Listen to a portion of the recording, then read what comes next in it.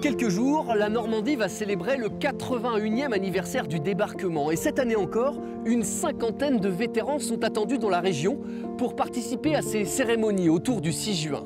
La plupart de ces anciens soldats sont américains et feront le long voyage jusqu'en France, probablement pour la toute dernière fois. Pour ce numéro exceptionnel d'Enquête de région, nous nous sommes rendus justement aux États-Unis afin de rencontrer ces derniers témoins vivants du débarquement et de la bataille de Normandie. Ils s'appellent Andy, Jake ou Harlester. Ils n'avaient que 18, 19 ou 20 ans en 1944 et n'avaient aucune idée de l'endroit où ils allaient débarquer et de la guerre qu'ils allaient mener à l'autre bout du monde. Aujourd'hui, ces anciens soldats sont de vieux messieurs, tous centenaires, mais vous allez voir que leurs souvenirs sont intacts et chargés en émotions. 81 ans après, que reste-t-il de ce D-Day aux États-Unis? C'est un reportage réalisé l'an dernier avec Simon Lepape et Xavier Gérard pour le montage.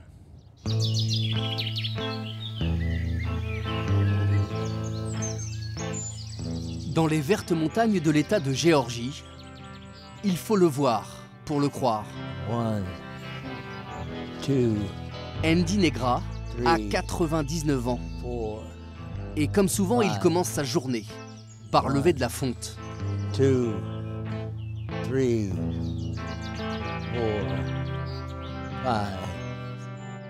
4, 5. Certains me disent que j'ai l'air d'avoir 55 ou 60 ans. Mais je peux vous dire que mes vieux os, eux, ont bien 99 ans. Donc, je connais mes limites, je sais ce que je peux faire, et je sais aussi ce que je ne peux pas faire. Je peux nager, je peux conduire ma voiture, ma vue est presque parfaite. Ouais, j'ai une vision de 20 sur 20, c'est le maximum que vous puissiez avoir. Vous êtes un homme chanceux. Je suis béni. Je n'utilise pas le terme chanceux, je dis je suis béni. Andy Negra le dit lui-même. Depuis 80 ans, il est un survivant.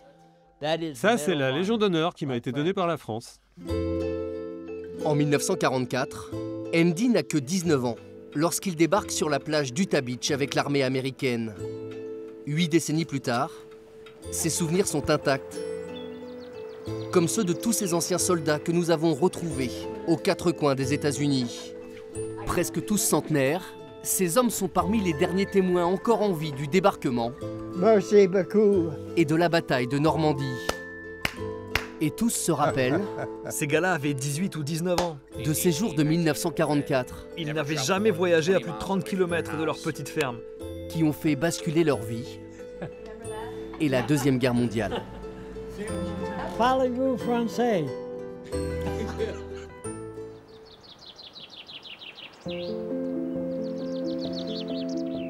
Quelque part, dans la baie de San Francisco, c'est devenu son petit rituel. Jake Larson a 101 ans et chaque matin, il assiste en famille à la levée des drapeaux français et américains. I'm getting tears in my eyes J'ai les larmes aux yeux. because I love them both. Je les aime autant l'un que We l'autre. even copied the colors. Ces deux drapeaux ont les mêmes couleurs. Red, Rouge, white, and blue. blanc, bleu. It is Ils font part partie of de my ma vie. and the C'est même bigger le plus part grand of my moment life. de ma vie. If- Si on n'était if pas allé we en would've France pour kicked botter le cul Hitler's ass d'Hitler, out of France, on parlerait peut-être tous allemand aujourd'hui. we'd have been talking German here. Jake Larson n'a que 21 ans quand il débarque le 6 juin 1944 dans la furie d'Omaha Beach, quelques mois seulement après avoir quitté sa petite ferme du Minnesota. I really did it for the money. Je me suis engagé dans l'armée seulement pour l'argent.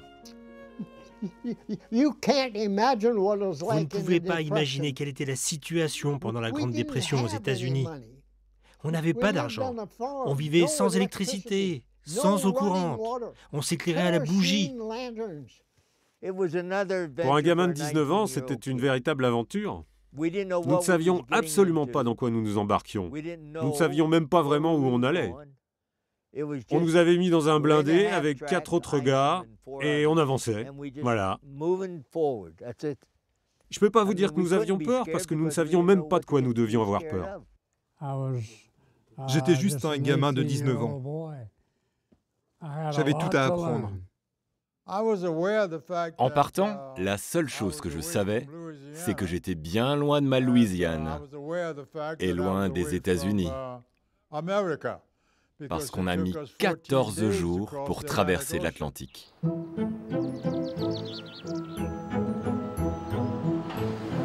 Dans sa petite maison de retraite de Newmarket, dans l'État de Virginie, il est un peu le chouchou des infirmières. Carl Felton a 98 ans. Bonjour Carl, vous avez fini le petit déjeuner? Lui aussi était à Omaha Beach le 6 juin 1944. Lui non plus n'a rien oublié, malgré les années. Ça va super. C'est assez drôle. J'ai 98 ans, mais j'ai l'impression d'en avoir 20.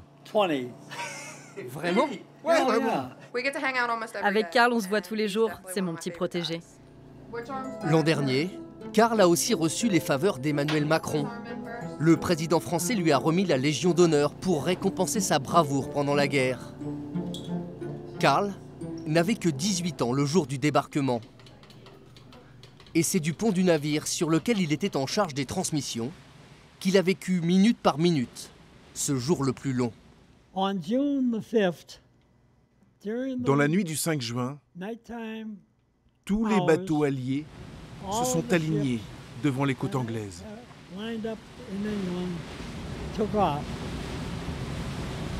Nous n'avions absolument aucune idée de ce qui nous attendait.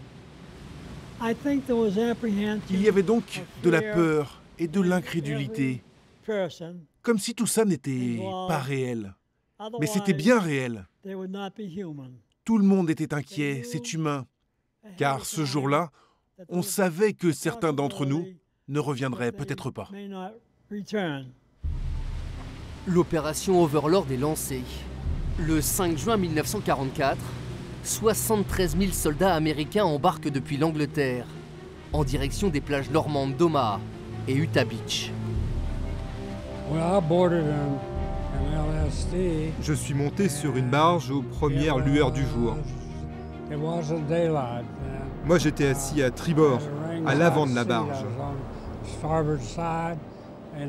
De là, je pouvais entreapercevoir les bateaux. Au fur et à mesure que nous avancions, il y avait des cuirassés.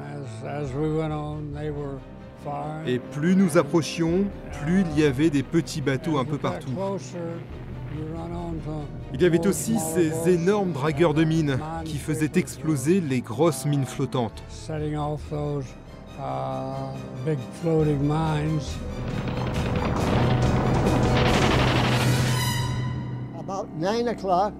Vers 9 h du matin, on nous a dit « C'est bon, vous pouvez y aller ».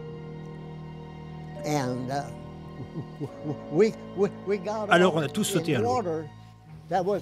On avait de l'eau jusque-là, au menton. On a essayé d'avancer en ligne. Et c'est à ce moment-là qu'on nous a dit que la plage était minée. Les Allemands avaient disposé des millions de mines partout sur cette plage et nous on marchait là, comme ça, au milieu de ce champ de mines. C'est fou! Mais on a réussi à sortir vivant de l'eau. Alors que 2 mitrailleuses MG-42 allemandes nous tiraient dessus, de tous les côtés. En ce 6 juin, la météo est très mauvaise. À Omaha Beach, rien ne se passe comme prévu pour les soldats américains débarqués en première ligne. Il y avait des corps qui flottaient partout, tout autour de nous. J'ai compris plus tard que certains de ces soldats ont dû sauter par-dessus bord parce que les portes des barges n'arrivaient pas à s'ouvrir en raison des conditions météo et surtout de la houle.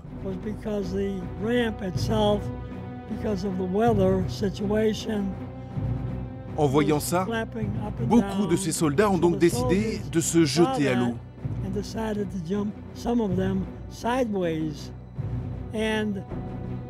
Malheureusement, à cause du poids qu'ils portaient sur le dos et de l'état de la mer, Il était impossible pour eux de nager. Beaucoup de ces pauvres gars ont donc perdu la vie, comme ça.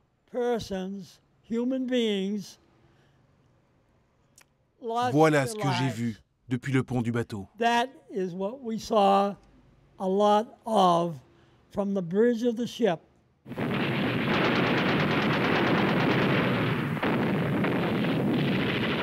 There was a little brooch. Il y avait un petit rocher là, sur la plage. Une grosse pierre d'à peine quelques centimètres de hauteur. Je me suis caché derrière. De là, ils ne pouvaient pas me tirer dessus. Comme à l'époque, tout le monde fumait, et que je sens qu'il y a un soldat là, sur ma gauche, je lui dis « Hey mon pote, t'aurais pas une allumette ?» Il ne me répond pas. Alors je me tourne. Oui, il y avait un soldat à côté de moi. Il était là, oui, mais il n'y avait plus de tête sous son casque. À ce moment précis, j'ai senti que l'âme de ce soldat me disait de me tirer de là au plus vite et de courir.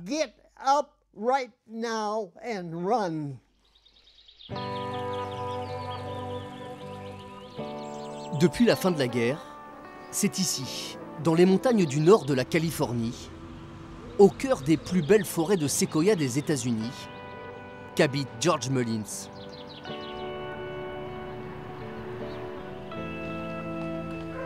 George a bientôt 99 ans. Il vit seul chez lui, avec son chien, Captain.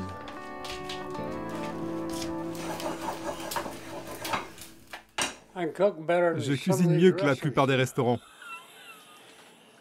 Et je ne veux pas aller en maison de retraite. Si je vais là-bas, je meurs. George Mullins est l'un des derniers soldats encore en vie à avoir débarqué avec la 101e Airborne le 6 juin 1944 à Utah Beach. Et 80 ans après le D-Day, l'un de ses petits plaisirs, c'est de revêtir dès qu'il le peut son uniforme, similaire à celui qu'il portait le jour du débarquement. Cet uniforme m'est très cher. Parce que c'est mon uniforme.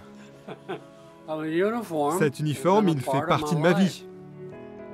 George Mullins n'a que 19 ans, au petit matin du 6 juin. Quelques heures plus tôt, la plupart de ses compagnons de la 101e Airborne ont été parachutés sur le Cotentin. Avec le reste de sa division, George, lui, arrive à Utah Beach. En quelques heures, les Américains prennent la plage. Mais pour George, la bataille de Normandie ne fait que commencer. Quelques jours plus tard, dans les marais près de 40 ans, il frôle la mort une première fois. Ce que j'ai vu ce jour-là, c'est indescriptible. Je ne peux décrire ce que j'ai vu. Le pire moment, c'est quand des obus ont été largués juste au-dessus de nous. Autour de moi, il y avait plein de cadavres. Du bétail aussi était mort. Les obus explosaient de partout. La seule chose qu'on voyait, c'était cette grande lumière blanche qu'ils formaient en explosant.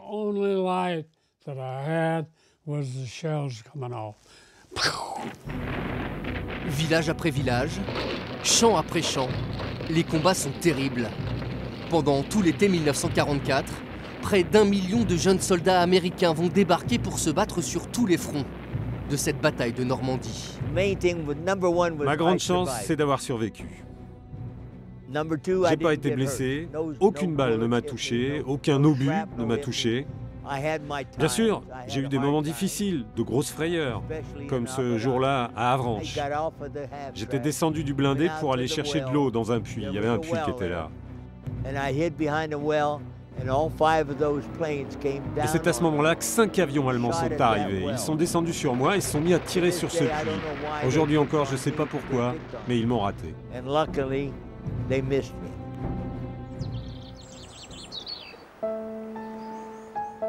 George Mullins n'a rien oublié de l'horreur des combats.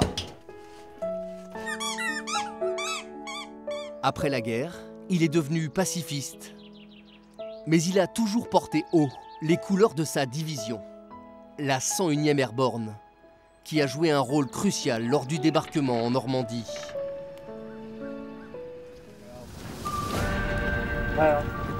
Bienvenue dans le Kentucky. Bienvenue à Fort Campbell, le fief de cette mythique 101e Airborne. Fort Campbell is definitely a city in itself. Fort Campbell est vraiment une petite ville à part entière. Ici, sur la base, vous pouvez trouver tous les services nécessaires.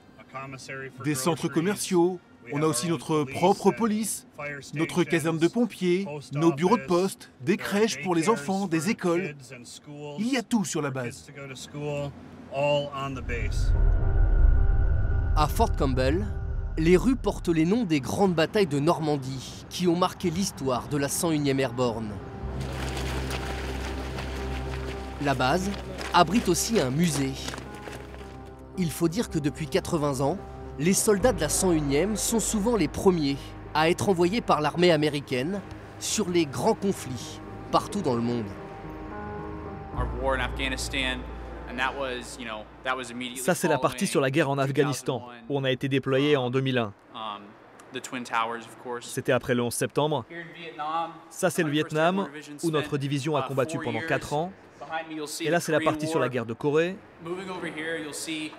Et ici, bien sûr, c'est l'espace consacré à l'opération Overlord, communément appelé le D-Day. Ce D-Day a été le premier parachutage dans l'histoire de notre 101e Airborne. Et c'est vraiment là que tout a commencé. Dans la nuit du 5 au 6 juin 1944, quelques heures avant le débarquement sur les plages, 6600 soldats de la 101e Airborne sont parachutés dans le secteur de Carentan pour prendre à revers les défenses allemandes. Mais cette nuit-là, la météo est mauvaise et les erreurs de parachutage sont nombreuses, notamment dans les marais. En quelques heures, 1500 hommes sont tués ou faits prisonniers. Ces gars-là avaient 18 ou 19 ans. Ils n'avaient jamais voyagé à plus de 30 km de leur petite ferme. Et soudain, ils se retrouvent là, à l'autre bout du monde, à devoir sauter d'un avion dans une zone de combat au milieu de la nuit. Avec leurs armes et leurs sacs sur le dos et leurs frères d'armes à leur côté. Vous imaginez à quel point il fallait être courageux? À quel point ça devait être terrifiant de sauter comme ça dans l'obscurité? Quelques jours après le débarquement, les hommes de la 101e Airborne réussiront à libérer 5 hommes du Mont, puis 40 ans. 2 victoires majeures dans cette bataille de Normandie. C'est à ce moment-là qu'une jeune recrue s'apprête à son tour à entrer en guerre. Près de Washington, la voix chaude de cet ancien soldat fait souvent résonner les couloirs de la plus grande maison de retraite militaire des États-Unis.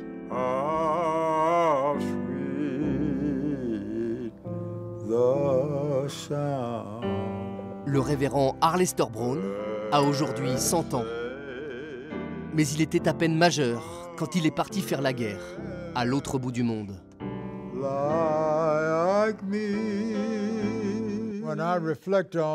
Je me souviens qu'en traversant la Manche, j'avais très peur. Parce qu'on avait entendu que les Allemands étaient capables de tout pour nous détruire.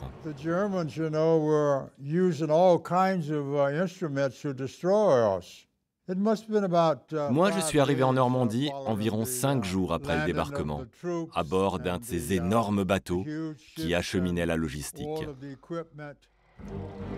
Arlester Brown débarque en Normandie au sein de la 599e compagnie d'intendance.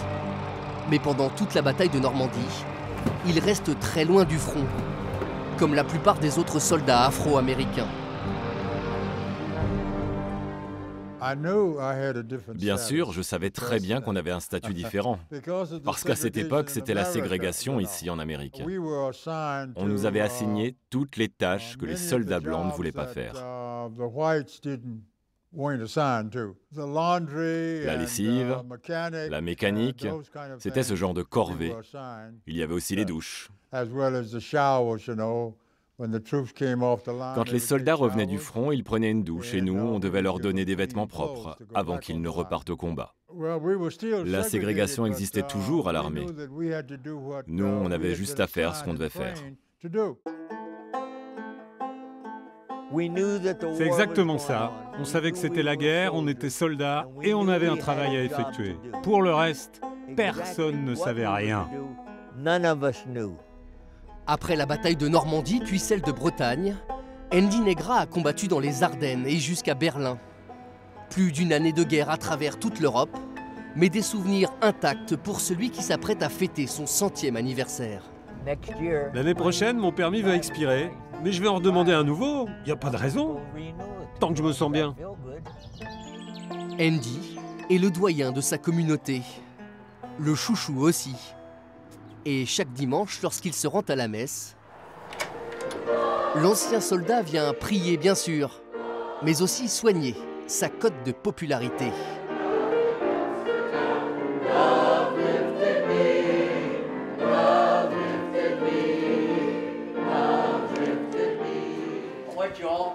Bon les gars, aujourd'hui, on accueille la télévision française de Normandie. Ils sont là pour moi, pour raconter mon histoire en Normandie. Alors vous faites tout ce qu'ils veulent.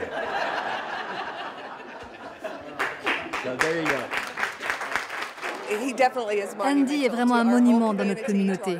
Pour nous, pour nos écoles, pour nos enfants. Mon fils a 17 ans et il l'admire. Andy n'était qu'un gamin quand il a été enrôlé dans l'armée. Il n'avait aucune idée de l'endroit où il est allé. Mais il y est allé. Et il a fait ce qu'il avait à faire, en faisant face à la mort, comme tant d'autres.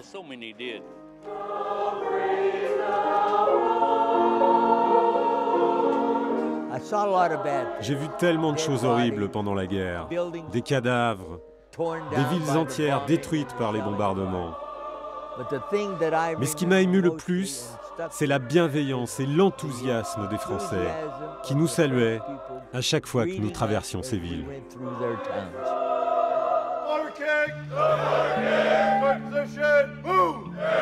80 ans après la guerre, dans le Kentucky, la 101e Airborne s'efforce d'entretenir au quotidien le souvenir de ce débarquement en Normandie.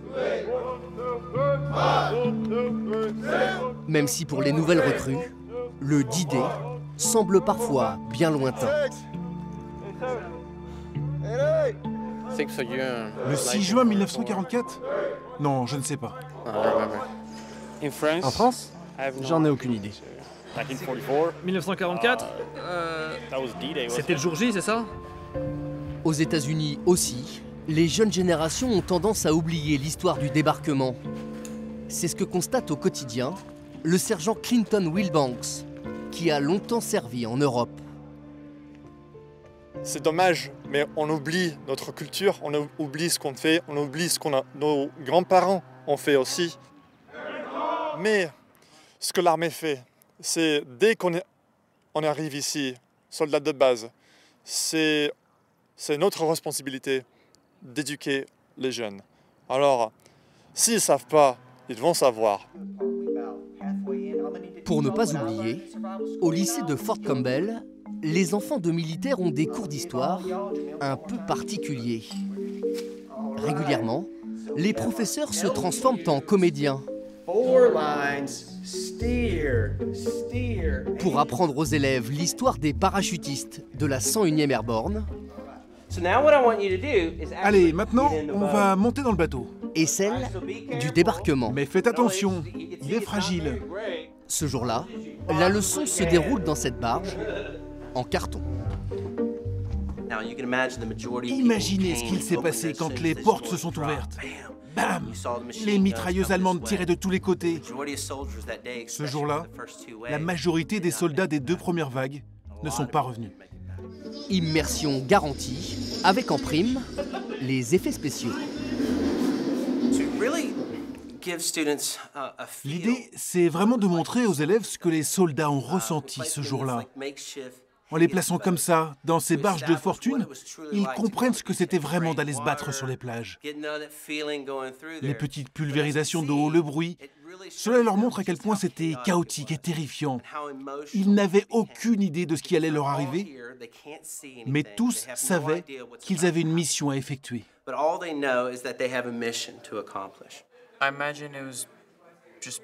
Je pense que c'était totalement effrayant. C'est même indescriptible. Le simple fait d'être dans ce bateau nous donne cette impression. On imagine le cauchemar. On ne pouvait rien voir de ce qui allait se passer dans ce petit espace. Ça devait être complètement terrifiant.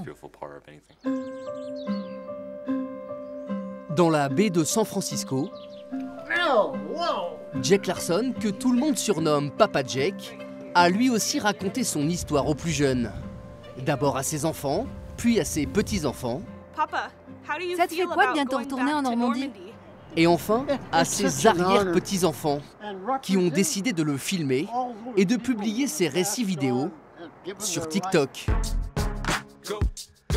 Un réseau social sur lequel Papa Jack est une véritable star aux États-Unis. Le vétéran d'Omaha Beach compte plus de 800 000 abonnés. Il y raconte sa vie, ses rencontres. Ce gars-là est un survivant de la Deuxième Guerre mondiale. Et surtout son parcours et ses anecdotes lors de la bataille de Normandie. Et c'est à ce moment-là qu'on est descendu avec des échelles dans les barges du débarquement. Je ne sais pas pourquoi tous ces gens m'aiment autant. Moi, je déteste m'entendre et parfois je me trouve même un peu idiot. Les gens l'aiment autant que nous. On l'aime tous énormément. C'est vraiment cool. Parce que désormais, tout le monde peut écouter les histoires avec lesquelles j'ai grandi. Les enfants, la famille. Voilà ce qui, après la guerre, a permis à Papa Jack de chasser ses souvenirs les plus sombres. Je me réveillais la nuit en faisant des cauchemars. Pendant des années après la guerre. J'étais incapable de dormir à côté de ma femme. Je la réveillais en sursaut. Je peux dire que la meilleure idée de ma vie, c'est d'avoir eu mes 3 enfants. J'ai 2 garçons et une fille. J'ai aussi 9 petits-enfants et 11 arrière-petits-enfants. Je suis l'homme le plus chanceux du monde.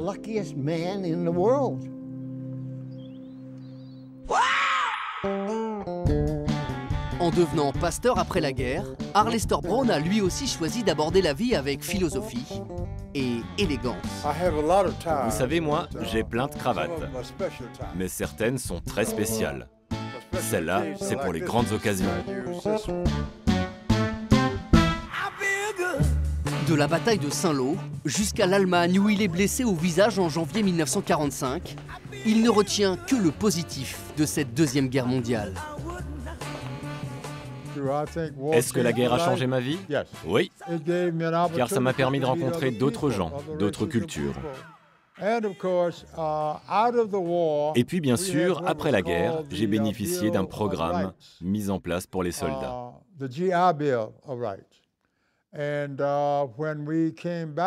En rentrant au pays, ce programme a financé nos études. Et donc je suis allé à l'école. Et ça, c'était justement mon rêve avant de partir à la guerre.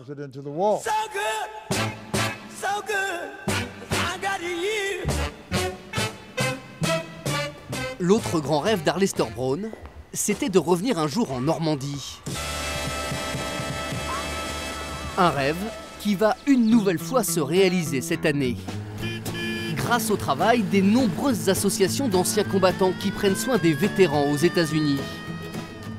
Ce jour-là, à San Diego, Donnie Edwards et son épouse Catherine sont fiers de nous montrer leur nouveau jouet. L'odeur de cette Jeep n'a pas changé. Quand je fais monter les vétérans de la guerre mondiale, la première chose dont ils se rappellent, c'est cette odeur. Et aussi des fuites d'huile. Ils disent toujours, tant qu'il n'y a pas de fuite, tu conduis. Donnie Edwards, c'est un peu l'incarnation du rêve made in USA. Ce fils de militaire a grandi dans une famille très modeste de Californie, avant de devenir une véritable star du championnat de football américain. À 51 ans, il est aujourd'hui retraité et millionnaire. J'adore l'histoire. Même quand j'étais joueur de foot professionnel, dans les vestiaires, je mettais ce genre de musique de la Deuxième Guerre mondiale. Vous l'aurez compris, Donnie Edwards est un passionné. Après sa carrière, il a décidé de mettre son énergie et un peu de sa fortune au service des vétérans de la Seconde Guerre mondiale, et notamment ceux de la bataille de Normandie. Je veux donner du sens à ma vie. Je veux me réveiller et avoir l'impression d'être utile aux autres. Et c'est pour ça qu'avec ma femme Catherine, on a créé cette fondation. Dès le début, il y a 15 ans, l'idée de Donnie et Catherine Edwards, c'est de permettre à des vétérans américains de revenir en Normandie.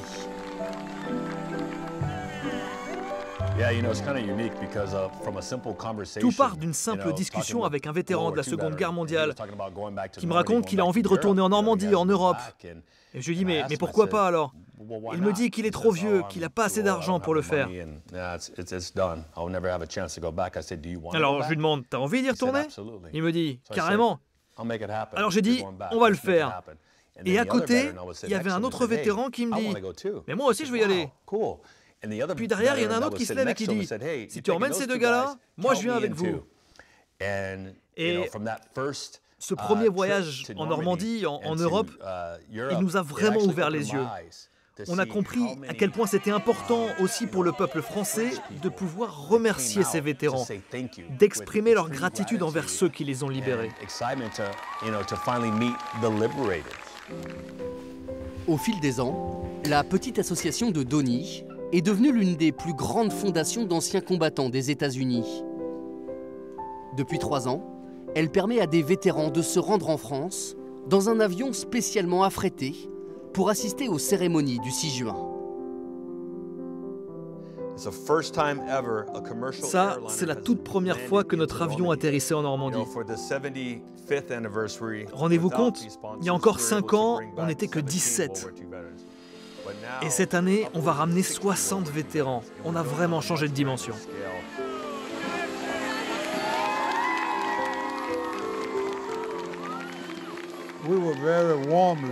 Je me souviens qu'en France, on a reçu un accueil extrêmement chaleureux. Il y avait même beaucoup de respect. Beaucoup plus qu'en Amérique à l'époque. La gentillesse des Français a toujours été incroyable. Ils respectent énormément ce que l'on a fait, en entretenant le souvenir. Quand je vois les enfants, ce qu'on leur apprend, le respect qu'ils nous témoignent, ça me touche beaucoup. Ils n'oublient pas, et on leur apprend à ne pas oublier. À bientôt 100 ans, Bill Baker sera l'un de ces 60 vétérans à monter dans cet avion très spécial qui va relier Atlanta et Deauville. Un retour en France très attendu par cet ancien aviateur qui a survolé les plages de Normandie il y a 80 ans, le jour du débarquement. J'ai tellement de chance. Même dans mes rêves les plus fous, je ne pensais pas revoir un jour la Normandie et surtout les Français que j'aime tant. Nous aimerions tellement avoir cet avion chaque année, mais c'est sûrement la dernière fois que nous pouvons organiser un tel voyage jusqu'en Normandie. C'est peut-être le dernier, mais c'est sûrement le plus important. Andy Negra sera aussi du voyage. En attendant, comme souvent, il se rend dans les écoles pour raconter son histoire aux élèves. Mais jamais, il n'avait connu un accueil comme celui reçu ce jour-là, dans ce lycée près d'Atlanta.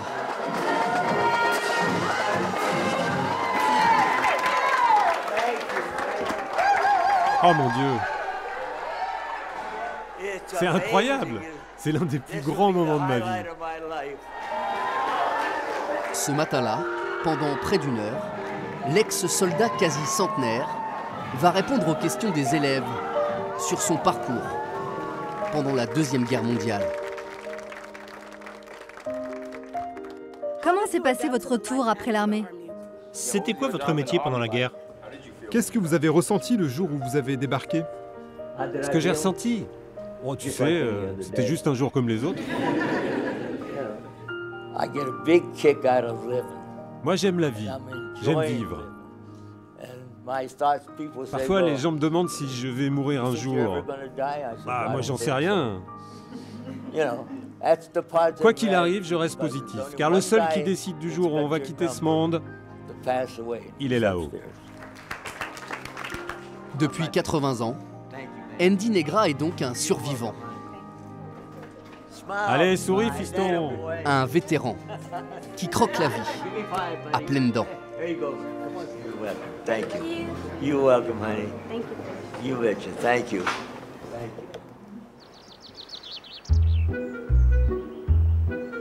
Pendant ce temps-là, chez lui, près de San Francisco, Papa Jack attend, comme chaque semaine derrière son ordinateur, un rendez-vous qu'il ne manquerait pour rien au monde.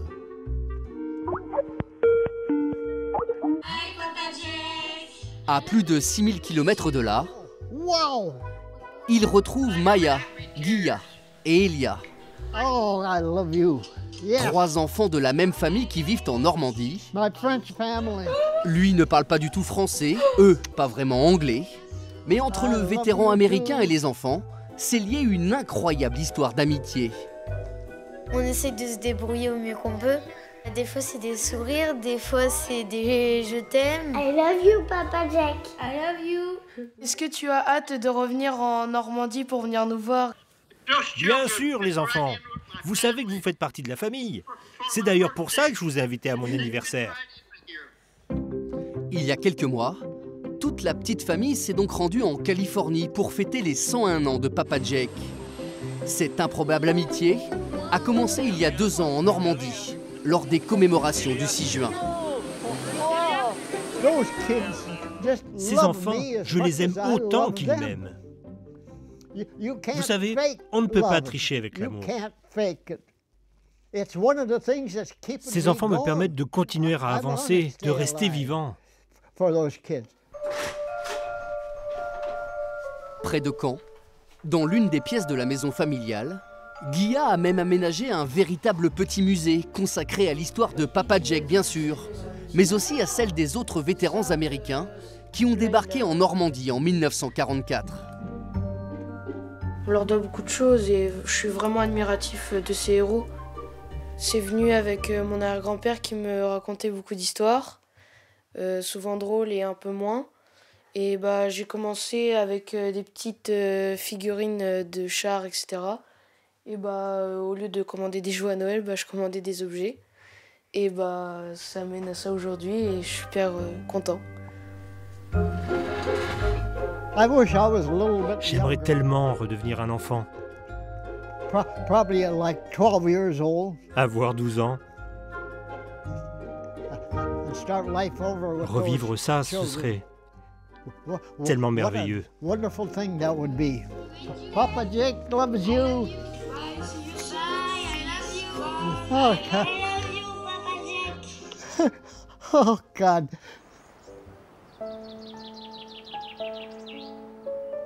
En ce jour de printemps, à Garberville, dans le nord de la Californie, c'est une date spéciale pour George Mullins, l'ancien soldat de la 101e Airborne.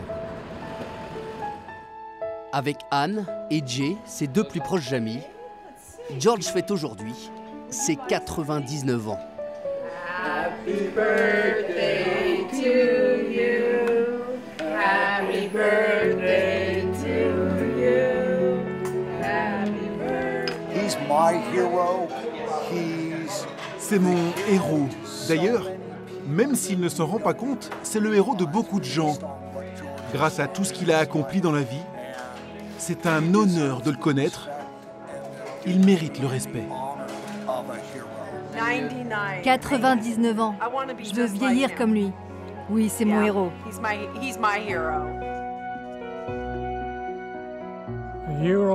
Les héros, les vrais, ne sont pas revenus. Moi, je suis juste George. Non. J'ai juste survécu. J'ai fait ce qu'on m'a demandé de faire et j'ai juste eu la chance de revenir vivant. Je déteste qu'on dise de moi que je suis un héros. Je ne suis pas un héros. D'ailleurs, une fois, quand je suis revenu à Omaha, j'ai retrouvé ce rocher sur la plage. Celui qui m'a sauvé la vie. Ce petit rocher de quelques centimètres de haut était toujours là.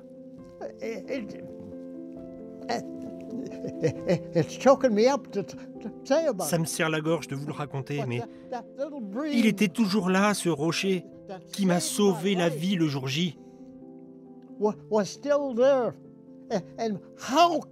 Comment ai-je pu retomber sur lui? C'est sûr. Quelqu'un là-haut m'a guidé. Je ne me sentirai jamais comme un héros. Je me sens juste très humble.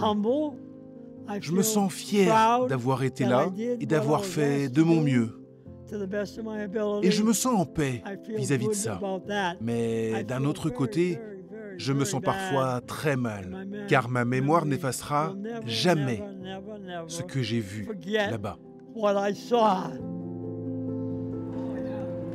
80 ans après, aux États-Unis, les derniers témoins du D-Day n'ont rien oublié.